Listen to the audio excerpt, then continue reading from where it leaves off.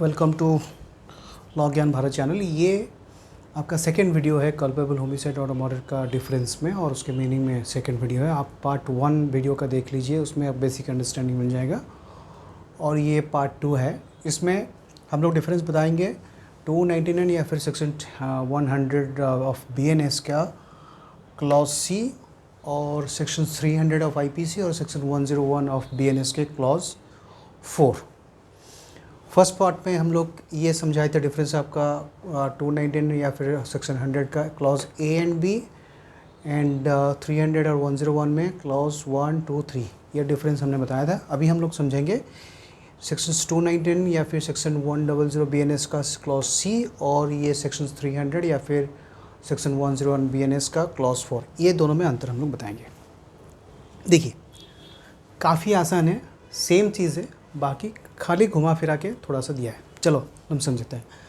ये है, इसमें person commit culpable homicide if death is caused by an act done. Death मृत्यु होती है एक्ट डन, कोई भी काम करने से। क्या काम करने से? With the knowledge that such act is likely to cause death. हमने बताया था पहली वीडियो में, लाइकली टू कॉज डेथ मतलब डेथ की संभावना है। अभी नॉलेज मतलब ज्ञान है, मतलब मुझे पता है, मुझे मेरी नॉलेज में है, मुझे ज्ञान है, मुझे पता है कि ये जो काम मैं कर रहा हूँ उससे मौत होने के संभावना या फिर चांसेस है। एग्जाम्पल ये बताया एक्ट में, एग्जाम्पल समझाएंगे। पहले इसको हम लोग बैरेट का कंपैरिजन कर लेते हैं। इसमें सेक्शन 300 भी सेम चीज़ है। देखिए यहाँ पे विथ नॉलेज है, यहाँ पे भी विथ द नॉलेज है। यहाँ पे है such act is likely to cause death, यहाँ पे थोड़ा एक्सटेंडेड वर्जन दे दिया। Such act is so immediately dangerous that it must in all probability cause death. यहाँ पे बोल दिया सिंपल कि हाँ मृत्यु की संभावना है, बट यहाँ पे क्या बोला कि जो काम आप कर रहे हो वो इतना खतरनाक है, वो जो काम, the act is so imminently dangerous मतलब इतना खतरनाक है कि it must in all probability cause death. मतलब जो एक्ट आप कर रहे हो इतना खतरनाक है कि सारे चांसेस में डेथ होना ही होना है। मतलब डेथ सर्टन है, डेथ की संभावना नहीं है, डेथ सर्टन है। मतलब डेथ की प्रोबेबिलिटी जो है वो 100% ही है। अच्छा, अभी आप लोग बोलोगे कि एग्जाम्पल क्या है। चलो एग्जाम्पल समझते हैं। इसमें जो बैरेट का इलस्ट्रेशन ले लेते हैं। इसमें ये क्या किया, इसमें ये इलस्ट्रेशन दिया गया कि ए को पता है, सपोज मुझे पता है कि वो एक पेड़ वगैरह है, उसके पीछे कोई आदमी है। ये सेक्शन 219 या फिर सेक्शन 100 BNS के क्लॉज C में ये बैरेट इलस्ट्रेशन है। वो इलस्ट्रेशन मैं समझा रहा हूँ, बाकी अब अपने हिसाब से भी इलस्ट्रेशन और एक ऐड कर दूंगा। तो पहले ये इलस्ट्रेशन आप समझ लीजिए। ये बोल रहा है कि विद द नॉलेज मतलब यहाँ पे दिया गया है कि नॉलेज, मुझे जानकारी है। क्या जानकारी है? जो एक्ट में कर रहा हूँ वो लाइकली टू कॉज डेथ, मृत्यु की संभावना है। लाइक जो काम है वो लाइकली टू कॉज डेथ, मृत्यु की संभावना है। अच्छा, बैरेट का इलस्ट्रेशन क्या है? इलस्ट्रेशन ये है कि मुझे पता है कि वो जो झाड़ है, बूस बैरेट में दिया है कि बूस BUSS जो वो है, वो झाड़ है, झाड़ के पीछे या फिर जो पेड़ पौधे वगैरह है उसके पीछे एक आदमी है, मुझे पता है। बट मेरे साथ एक दोस्त गया था, मैंने उस दोस्त को बोला तू एक काम कर, तू वो झाड़ के तरफ फायर कर दे। मेरे दोस्त को पता नहीं था कि झाड़ के पीछे एक आदमी खड़ा है, बट मुझे पता था। विद द नॉलेज दैट, मुझे पता है, मेरे नॉलेज में है कि जब वो झाड़ के पीछे एक आदमी है, such act is likely to cause death. मेरे दोस्त को मैंने बोला कि तू वो झाड़ के तरफ फायर कर। तो जो एक्ट मैंने उसको करने के लिए कहा वो लाइकली टू कॉज डेथ, क्योंकि वो जो एक आदमी खड़ा है झाड़ के पीछे, तो अगर उसे गोली भी लग सकती है, उसकी भी मौत हो सकती है। तो इसलिए यहाँ पे बोला कि with the knowledge that such act is likely to cause death. मुझे पता है, उसको पता नहीं था। तो उस केस में क्या होगा, मैं कल्पेबल होमिसाइड के लिए लाइबल होऊंगा, बट मेरे दोस्त जिसने मेरे कहने पे वो झाड़ की तरफ फायर किया उसको कोई लाइबिलिटी नहीं हो, क्योंकि उसको पता ही नहीं था कि भाई जेड है उसका, मतलब वहाँ पे बुश के पीछे कोई आदमी खड़ा है, वो मेरे कहने पे फायर कर दिया, तो उसकी कोई लाइबिलिटी नहीं बनती है। लाइबिलिटी जो भी होगी वो मेरी होगी। ओके, नाउ इसके कंपैरिजन में यहाँ पे देख लेते हैं। With the knowledge that the act is so immediately dangerous that it must in all probability cause death. So immediately dangerous, इतना खतरनाक काम, इतना खतरनाक है कि सारी संभावना में उसकी मृत्यु है ना तय है। डेथ इज सर्टन, मृत्यु होना ही होना है, बचने के चांसेस नहीं है। इसका आपका एग्जाम्पल इलस्ट्रेशन दिया गया है बैरेट में। उसमें ये कहता है कि जो तोप का एग्जांपल है, मतलब मेरा इंटेंशन, अच्छा हाँ, यहाँ पे एक चीज़ आपने मार्क किया होगा, ये जो क्लॉज ए बी या फिर क्लॉज 1 2 3 में सिर्फ इंटेंशन का बात कर रहे हैं, बट ये जो 299 क्लॉज सी और ये यहाँ पे सेक्शन 300 या फिर 101 BNS में ये क्लॉज 4 में नॉलेज का बात कर रहा है। मतलब ये पहला भाग में ये इंटेंशन और ये भाग में नॉलेज का बात कर रहे हैं। आप बोलोगे नॉलेज और इंटेंशन में क्या फ़र्क है? भाई फ़र्क है। इंटेंशन का आपको अगर पता करना है तो और एक वीडियो है इंटेंशन क्या है, वो आप पता कर लीजिए। नॉलेज क्या है? मेरे ज्ञान में है, मतलब मेरे चित्त में है, जो मैं समझ सकता हूँ, मैं जो जानता हूँ कि हाँ ये हो सकता है, तो वो उसको बोलते हैं नॉलेज। चलिए, अच्छा इसमें ये बैरेट का इलस्ट्रेशन समझ लेते हैं। सपोज़ मुझे किसी पर्टिकुलर इंडिविजुअल का मारने का मेरा कोई इच्छा नहीं है या फिर ये क्या इंटेंशन नहीं है, बट मैं क्या करता हूँ, एक तोप लेके, एक भीड़ है, भीड़ के तरफ एक तोप में आग लगाता हूँ, तो जो आपका फायर होगा, तोप से जो कैनन होगा वो फायरिंग होगा, तो उसमें से कुछ लोग मर जाते हैं। तो मैंने जो फायरिंग करी, जो क्राउड के तरफ या फिर भीड़ की तरफ जो फायरिंग करी, इवन दो मेरा कोई इंटेंशन नहीं है या फिर किसी एक आदमी को मारने के लिए, बट स्टिल मेरा काम इतना डेंजरस, इतना ख़तरनाक है कि किसी की मौत होनी तो तय है, मतलब मौत होनी है भाई, होगा ही भाई मैं एक भीड़ की तरफ अगर एक तोप फायर करूँगा तो ऑब्वियसली कोई मरेगा ही मरेगा। तो इसलिए ये बोलता है कि act is so imminently dangerous that it must in all probability cause death. समझ गए ये इलस्ट्रेशन? अभी आप लोग बोले कि सर ये एक अलग इलस्ट्रेशन हो गया, ये एक अलग इलस्ट्रेशन हो गया, एक ऐसा इलस्ट्रेशन बताइए कि जिसमें हमको कंपेयर करने में सुविधा होगा या फिर ईजी होगा। चलिए वो भी समझ लेते हैं। अच्छा, ये बोलता है एक्ट, ये भी बोलता है एक्ट, दोनों सेम है। एक्ट कोई भी काम हो, ये बोलता है संभावना, ये बोलता है बहुत ही खतरनाक। ये क्या बोलता है? संभावना। ये बोलता है बहुत ही खतरनाक काम जिसमें मौत तय होनी है, मौत तय है, मौत दो डेथ इज सर्टेन।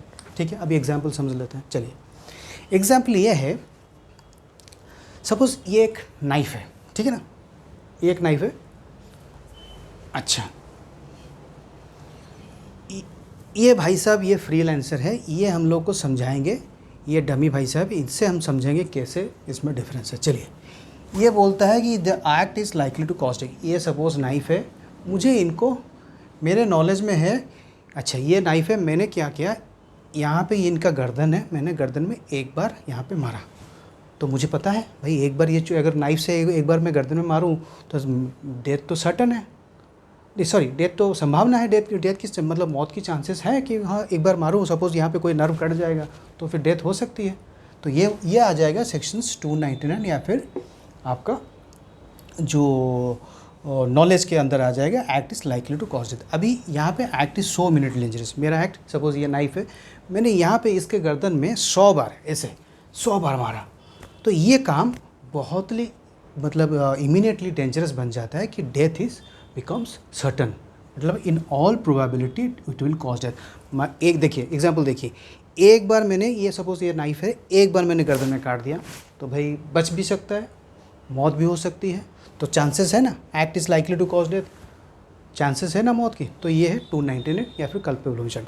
यहाँ पे बोलता है act is so immediately, suppose मैं छुरा को 100 बार यहाँ पे ऐसे ऐसे ऐसे ऐसे ऐसे मारते जाऊँगा, तो फिर ये एक्ट बहुत ही डेंजरस बन जाता है कि जो डेथ की चांसेस है वो बढ़ जाती है, मतलब 100% हो जाता है कि उसकी मौत हो जाए। समझ गए? चलिए, अभी नेक्स्ट पार्ट आता है। ये बोलता है कि such bodily injury is likely to cause death. ये फर्स्ट पार्ट आ गया। अभी bodily injury likely to cause death. अभी ये जो है छुरा मैंने, अच्छा एक्ट में दो चीज़ कवर होते हैं, एक तो बॉडीली इंजरी भी कवर होता है और कोई दूसरा एक्ट भी कवर होता है। एक्ट मतलब ओवरऑल सब कुछ, बॉडीली इंजरी मतलब स्पेसिफिकली बॉडीली इंजरी दे रहा है।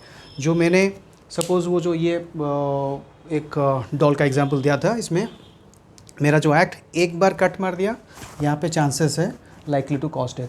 100 बार मैंने नाइफ को यहाँ पे स्टैब किया तो यहाँ पे ये डेथ बिकम सर्टन। ये बॉडीली इंजरी है, ये जो मैंने किया बॉडीली इंजरी। सपोज़ किसी और को मैंने इंस्टिगेट किया होता, वो काम किया कोई या फिर कोई और काम किया होता, तो फिर वो एक्ट मतलब एक ब्रॉडर सेंस, बॉडीली इंजरी मतलब स्पेसिफिक सेंस। अभी ये बोलता है कि such bodily injury is likely to cause death. यहाँ पे, अच्छा यहाँ पे बोलोगे कि सर यहाँ पे भी है with intention of causing bodily injury, यहाँ पे भी है बॉडीली इंजरी, तो डिफरेंस क्या है भाई? डिफरेंस ये है कि यहाँ पे इंटेंशन है, बट यहाँ पे इंटेंशन का बात नहीं कर रहा है, यहाँ पे बोल रहा है नॉलेज। ये है डिफरेंस, आपको देखना है कि अगर इंटेंशन है तो क्लॉज 2 में आएगा, अगर इंटेंशन का बात नहीं है तो फिर नॉलेज में आएगा, नॉलेज होने से तो फिर ये क्लॉज 4 में। आप बोलोगे कि भाई केस पता कैसे चलेगा ये इंटेंशन है कि नॉलेज है? वो आपका केस का सर्कमस्टांसेस के बेसिस में पता चलेगा। वो हम रेगुलरली जो सपोज़ आपका जो फैक्ट्स एंड सर्कमस्टांसेस दिए होंगे उसी हिसाब से हम लोग को जो भी एविडेंस होंगे उसी हिसाब से हम लोग जज करेंगे वो उसमें इंटेंशन था या फिर नॉलेज था, उसी हिसाब से वो आपका क्लॉज 4 में आएगा या फिर क्लॉज 2 में आएगा। चलिए, उसमें और एक कंडीशंस ऐड कर दिया है, यहाँ पे लिखा है क्लॉज 4 में एंड, मतलब जो भी एक्ट हो या फिर जो बॉडीली इंजरी हो, वो जो काम किया गया without an excuse of incurring risk of causing death. Without an excuse मतलब कोई भी रीज़न बिना, सपोज़ रीज़न है, रीज़न क्या है, सपोज़ वो जो मैंने मारा उसमें मेरा रीज़न ये है कि उसने मुझे बहुत ही प्रोवोक किया था, मतलब मुझे बहुत ही ग्रेव एंड सडन, वो आपका सेक्शन 300 एक्सेप्शन में है, सेक्शन 3 वो भी हम लोग अगले क्लासेस में पढ़ेंगे।